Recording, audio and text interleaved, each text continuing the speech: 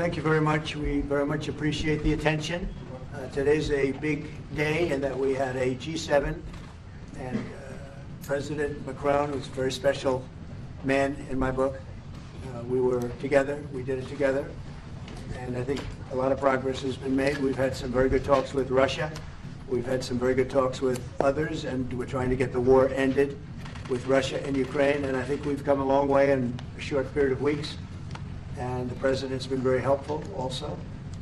And we're also talking about trade, various trade deals that we will be doing with France, and we'll be discussing a little bit further. Then we'll have a press conference later on. You can ask some questions. We'll be having a press conference in a little while. We're going to have lunch with the entire French staff, and we look forward to it. And again, the relationship's been very special with France and very special with this gentleman on my right. And we look forward to keeping that going for a long period of time. Thank you very much. Thank you. Thank you, Mr. President. Thank you. Thank you. No, thank you. I want to thank Mr. President for his hospitality. We had a good discussion this morning for the G7 here. Yeah. And for the third year of this war in Ukraine, and I think our common objective clearly is to build peace, and a solid and long-standing peace.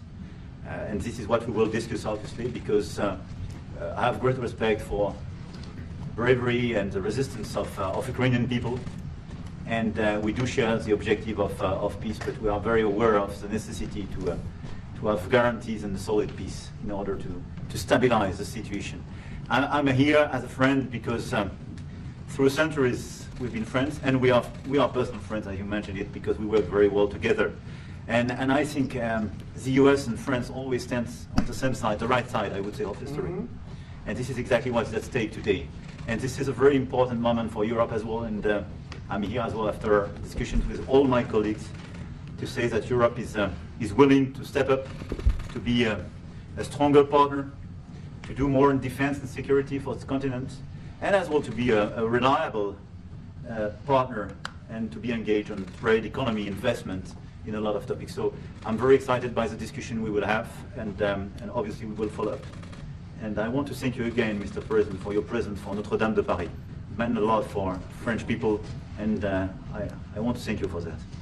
That's the cathedral, and they've done a fantastic job. The President's done a great job in bringing it back. That was a terrible thing, like, what, 5 years ago? Yeah. Watching that burn was a very horrible sight, and you've done a fantastic job in bringing it back, so I congratulate you. Thank you for being here. Thank you. Thank you. Anybody want to ask a question or two? Or is that a foolish question? Thank you, Mr. President. Ukrainians on the critical minerals deal. It looks like we're getting very close. The deal's being worked on. We're, I think, getting very close to getting an agreement where we get our money back over a period of time. But it also gives us something where I think it's very beneficial to their economy, to them as a country. But, you know, we're in for $350 billion. How we got there, I don't know, but that's a lot of money, a lot of money invested, and we had nothing to show for it. And it was the Biden administration's fault. The Europeans are in for about $100 billion, and they do it as in the form of a loan. And the Europeans have been great on this issue. They understood it wasn't fair, and we were able to work something out. But with the Ukrainians, I think I can say that we're very close. Scott's around here someplace, and I think we can say that we're very, hi Scott, I think we're very close. Do you have something to say about that, Scott? We are very close. Good. 1 yard line. All right, good. Mr. President. What? Would a mineral deal include a security guarantee for Ukraine? Well, it'll be, Europe is going to make sure that nothing happens. I don't think it's going to be much of a problem. I think once we settle, there's going to be no more war in Ukraine, and you're not going to have it. It's not going to be a very big problem. That's going to be the least of it. Mr. President, we're hearing from some Greek media reporting that the U.S. has agreed to shut down a military base in Greece that's been a logistical hub for NATO. That who shut down? That the U.S. has agreed to shut it down at the request of Turkey and Russia. Is that at all true? Marco, do you have anything to say about that? Please. Sir, that's a no. That's a no, sir. Mr. President. Mr. Is it a President. no? It's a no, sir. It's not a correct story. Thank you. Mr. President, how do you react to people in Europe who say that you are abandoning Ukraine and that you are going to sacrifice the security of Ukraine by making a deal with Vladimir Putin? We're helping Ukraine like nobody's ever helped Ukraine before. And I can say this, if I didn't become president, Ukraine would right now still be at a level where there would be no even thinking about a peace. And it's a sad thing that this happened. This would have never happened, this war, if I were president. Zero chance. And it has happened. So my function is to get you out of the war, get them out of the war, let them live. It's a bloody war, it's a horrible war. Thousands of people are being killed a week. And I would say Russia, maybe 700,000 people. I think Ukraine, probably a similar number. And that's not talking about the towns and the cities that have been blown up. That's talking about soldiers. This has been a horrible, bloody mess. And we're going to get it solved. We got to get it solved. And you know, we're not talking about America's soldiers from this country. We're talking about Russia and Ukraine. But on a humanitarian basis, we have to get this very, very bloody, savage problem solved. And I will say this also, it could lead to World War III if it's not solved. You know, there'll be a point at which it's not going to stop at those two countries. Already there's such involvement from other countries. And it could really lead to a very big war, World War III.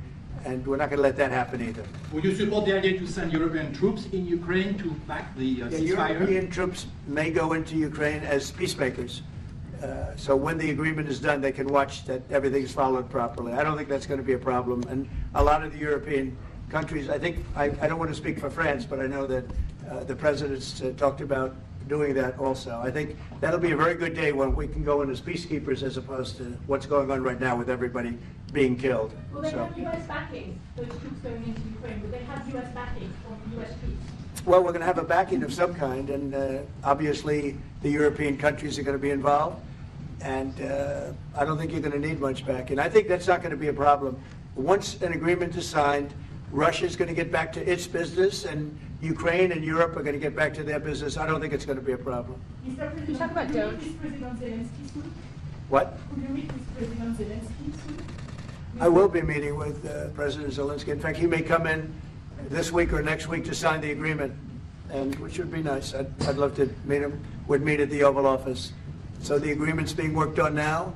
They're very close to a final deal. It'll be a deal with rare earths and various other things, and he would like to come, as I understand it, here to sign it, and that would be great with me. I think they then have to get it approved by their council or whoever might approve it, but I'm sure that will happen. Monsieur le Président Macron, est-ce que vous pouvez commenter ce qui a été dit par Meeting with President Putin also, yes. I don't know when we speak. We're trying to get this thing worked out, but yeah, at some point I'll be meeting with President Putin too. Monsieur Macron, s'il vous plaît, est-ce que vous pouvez nous dire quelques mots en français? Mr. I President. can say a few words in French. No, le président l'a dit, je pense que c'est un moment important. C'est un moment important de la discussion. On veut bâtir la paix en Ukraine et le bilan qui a été rappelé, une réalité, il y a d'1 million de morts et de blessés depuis le début de ce conflit et de cette guerre d'agression. Notre volonté, c'est que cette paix dure, parce que nous avons déjà eu un cessez-le-feu et une paix qui n'a pas été respectée. C'était les accords de Minsk, 1 puis 2. Et donc le corps de cette discussion, c'est de s'assurer d'abord qu'il y ait un cessez-le-feu, ensuite que les Ukrainiens soient impliqués. Et je pense que ce que vient de dire à l'instant le président Trump est très important, c'est-à-dire qu'il va rencontrer rapidement le président Zelensky pour signer cet accord sur les minerais critiques et les terres rares, et que c'est aussi un moyen d'avoir une implication américaine forte. Les Européens sont prêts à prendre leur charge sous des formes diverses de soutien à l'armée ukrainienne, de présence, y compris pour s'assurer que la paix soit durable. Et l'implication dans la durée des États-Unis d'Amérique à travers cet accord est une bonne chose. Et donc tout est encore à construire, et je ne veux pas préempter les discussions. Mais nous partageons le même objectif, et ce qu'on a discuté ce matin pendant 1 heure après la visioconférence ensemble, et ce qu'on va continuer de travailler, et sont pour moi des bonnes avancées. Et l'annonce de... Est-ce que l'intégrité territoriale de l'Ukraine est encore un objectif We've already possible? spoken about this just a moment ago. This is exactly what we want to do. We want to build peace with Ukraine. As President Trump mentioned, there are already 1 million dead and wounded in Ukraine since the war began. We had a ceasefire in the past that was not respected. This was under the Minsk Agreements 1 and 2. President Trump, as he said, will be meeting with President Zelensky to sign a deal on rare earths, and we are pleased to see this very strong American involvement. Europe, of course, also stands ready to support Ukraine in various ways, supporting its military, and we don't want to preempt any sort of discussions that are currently underway, but we do share the same objective of building this lasting peace. I just want to tell you a little story. So we were at the Eiffel Tower having dinner with your wonderful wife and with my wonderful wife, and we came out and he started speaking the French deal. And we didn't have an interpreter, and he was going on and on and on, and I was just nodding, yes, yes, yes. And he really sold me out, because I got back the next day and I read the papers. I said, that's not what we said. He's a smart customer, I will tell you that. How would you That was exactly what we agreed. Mr. President called Zelensky a dictator. Would you use the same words regarding Putin? I don't use those words lightly. I think that we're going to see how it all works out. Let's see what happens. I think we have a chance of a really good settlement between various countries. And, you know, you're talking about Europe, and you're talking about Ukraine as part of that whole situation. The other side has a lot of support also. So let's see how it all works out. It might work out. Look, you can never make up lives. The one thing you can make up the money, but you can't make up the lives. A lot of lives lost. I think probably a lot more lives than people are talking about. It's been a rough war, but I think we're close to getting it solved. Go Question ahead. about Doge, sir. Do you think that Doge could benefit from more streamlined communications? There was that email telling employees to give 5 things that they've done last week. Agency heads then told people to ignore it, but You're Elon talking about Musk. the last email that was Yeah. sent, where he wanted to know what you did this week. You know why he wanted that, by the way? I thought it was great, because we have people that don't show up to work, and nobody even knows if they work for the government. So by asking the question, tell us what you did this week, what he's doing is saying, are you actually working? And then if you don't answer, like you're sort of semi-fired or you're fired, because a lot of people are not answering because they don't even exist. They're trying to find, that's how badly various parts of our government were run by, and especially by this last group. So what they're doing is they're trying to find out who's working for the government. Are we paying other people that aren't working? And, you know, where's all that, where's the money gone? We have found hundreds of billions of dollars of fraud so far, and we've just started. We're actually going to Fort Knox to see if the gold is there, because maybe somebody stole the gold, tons of gold. Some of the agencies. So I think it was actually, there was a lot of genius in sending it. We're trying to find out if people are working. And so we're sending a letter to people, please tell us what you did last week. If people don't respond, it's very possible that there is no such person or they're not working. Some of the agency heads instructed their employees not to respond because they were waiting on further guidance, but Elon Musk's tweet said a failure to respond would be taken as a resignation. So there's been a disconnect in communications. Yeah. Are you concerned at all about Only, that? no. That was done in a friendly manner. Only things such as perhaps Marco at State Department, where they have very confidential things, or the FBI, where they're working on confidential things. And they don't mean that in any way combatively with Elon. They're just saying there are some people that you don't want to really have them tell you what they're working on last week. But other than that, I think everyone thought it was a pretty ingenious idea. We have to find out where these people are. Who are they? And we said if you don't respond, we assume you're not around. And that holds, that stands. And you're not getting paid anymore, too. So, you know, we're doing a real job. And we just had a poll come out against the Harvard poll saying that it's massively popular what we're doing. So. Mr. President, do you still believe in NATO, in the alliance between Europe and America in NATO? Are you going to NATO the is summit in June? very much involved in this. When I first got elected at the very beginning, first term, I got hundreds of billions of dollars put into NATO. NATO had no money because they hadn't paid for years. And I said, look, if you don't pay, we're not going to be a part of NATO. We're not going to protect. We're not going to do what we're supposed to do. And we took in hundreds of billions of dollars into NATO. No, NATO is a good thing if it's done properly and if it's used properly. Mr. President, in these days you speak a lot about tariff in Canada, in Mexico, and in Europe. I want to know what is your idea about Italy, if you want to make the same thing in Italy. What? Can you talk up a little louder? In these days. No, louder. Can you talk a little louder? You have a beautiful voice, but you're not. In these days you speak. Where are you from? Italy. From Italy. Oh, I love Italy. Go ahead. I want to know if you have the same idea with Italy about tariff. Well, look, I love Italy, and Italy is a very important nation. We have a wonderful woman as your leader, and she was on the conversation today, one that we had, the G7. And no, I think Italy is doing very well. I think Italy's got very strong leadership with Georgia. Monsieur le Président, qu'est-ce que vous répondez au président Trump qui a dit que les Français et les Britanniques n'allaient pas... Any other questions over here? Yes, ma'am. Can you clarify what you meant in your truth today on the major economic development transactions between the U.S. and Russia? With respect to what, Russia? Trudeau, he said there will be major economic development transactions which will take place between the United States and Russia. Yeah, we're trying to do some economic development deals. They have a lot of things that we want, and we'll see. I mean, I don't know if that will come to fruition, but we'd love to be able to do that if we could. You know, they have massive rare earth. It's a very large, it's actually the largest in terms of land. It's by far the largest country. And they have very valuable things that we could use, and we have things that they could use, and it would be very good if we could do that. I think it would be a very good thing for world peace and lasting peace. Well, I mean, our first, by far, our first thing that we want to do, the first element of the overall transaction is ending the war. But if, just as we're doing with Ukraine, if we could do some economic development in terms of Russia and getting things that we want, something like that would be possible, yes. Can you explain the rationale, sir, in the U.S. Yes, go ahead, please. Can you explain the rationale in having the U.S. vote against the UN resolutions that Ukraine proposed and also the U.S. proposed? I would rather not explain it now, but it's sort of self-evident, I think. Mr. President, first talk about increasing the tariffs on products from the European Union. Is that still something you want to do today? Well, it's not increasing, it's reciprocal. So whatever they charge us, we're charging them. So it's not a question of increasing. If they charge us 20%, we charge them 20%. If they charge us 30 or 40%, then we do that too. So that would be on European Union, but that really would be with respect to everything. It's reciprocity. So reciprocal. Whatever they charge us, we charge them. Nobody has a problem. Even you, I see you don't have a problem anymore, right?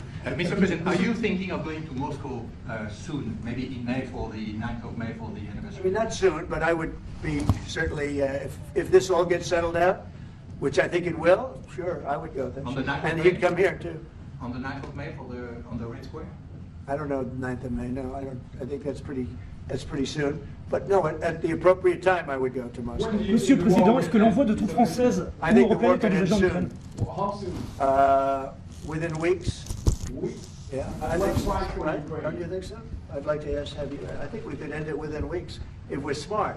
If we're not smart, it'll keep going and we'll keep losing young, beautiful people that shouldn't be dying.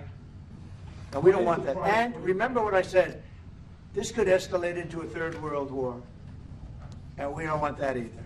Mr. President, your envoy Steve Witkoff suggested a temporary ceasefire in the conflict, but the Russian government has denied that out of hand. Are you worried that they're not dealing in good faith? No, I think they, at some point, will agree to that. I think they probably wanted to. And I think once you have a ceasefire, it's going to end because they're not going from a ceasefire back to war.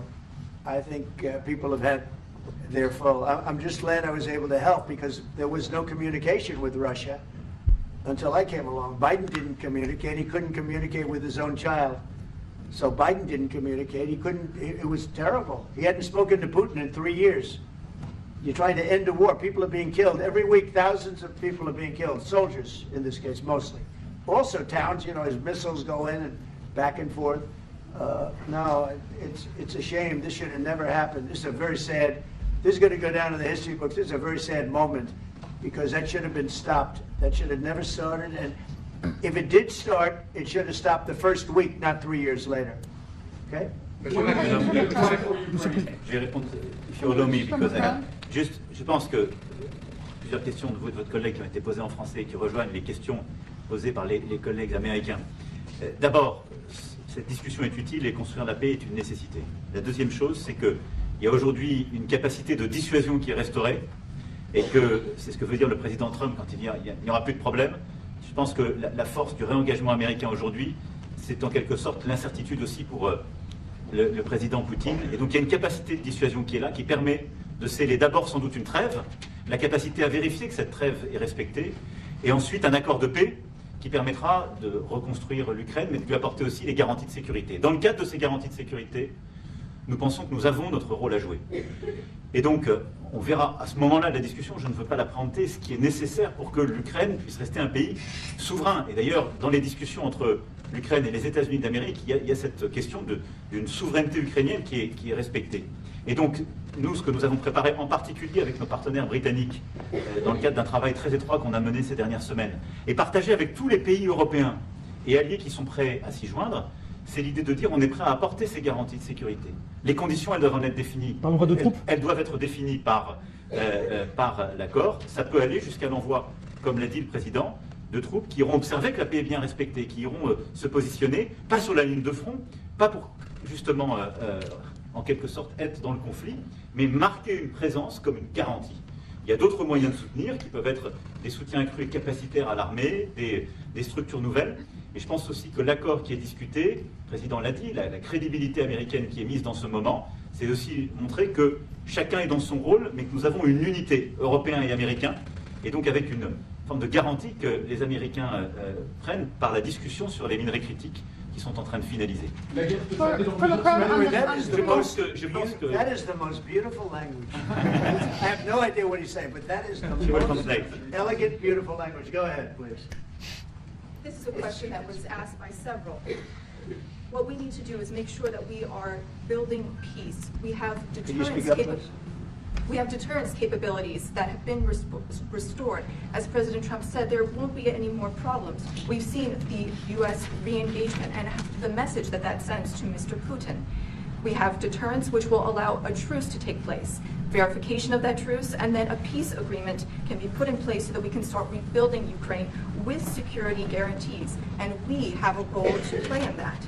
Again, I'm not preempting any discussions, but we've spoken about Ukraine's sovereignty, and that has been a subject of discussion between the U.S. and Ukraine.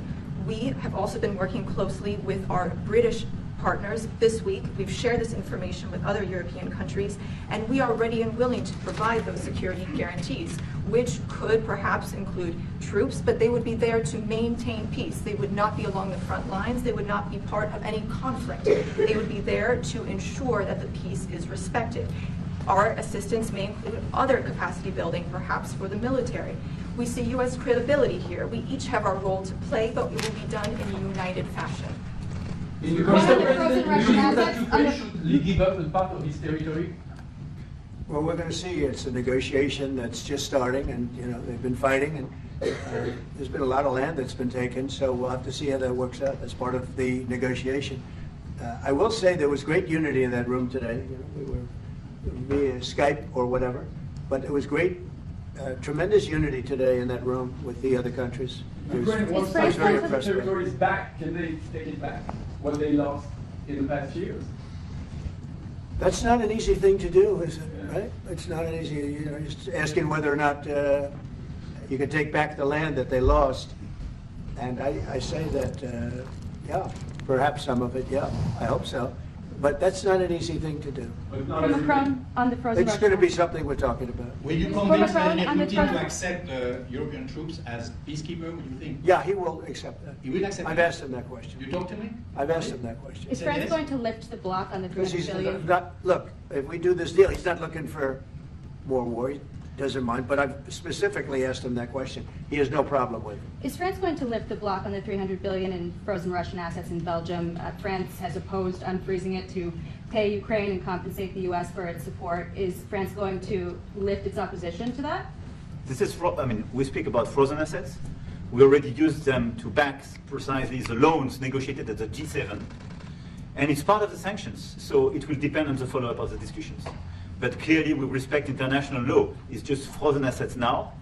You can take the proceeds of the frozen assets, but you cannot take the assets themselves because it's not respecting international law, and we want to respect international law. How is one different than the other? You can take the proceeds from it, how can you not take Because the it's very different. You keep the assets, you take the proceeds because they are paralyzed in a certain way, you take the proceeds during the wartime, but you keep the assets, and it's part of the negotiation at the end of the war.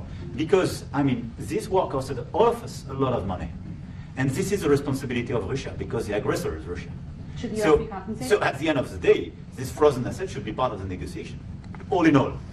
Will France support the U.S. being compensated? I support the idea to have Ukraine first being compensated because they are the ones to have lose a lot of their fellow citizens and being destroyed by these attacks. Second, all of those who paid for could be compensated, but not by Ukraine, by Russia, because they were the one to aggress. Again, just so you understand, Europe is loaning the money to Ukraine. They get their money back. No, in fact, to be frank, we paid 60% of the total effort, and it was through, like the US, loans, guarantee, grants, and we provided real money, to be clear.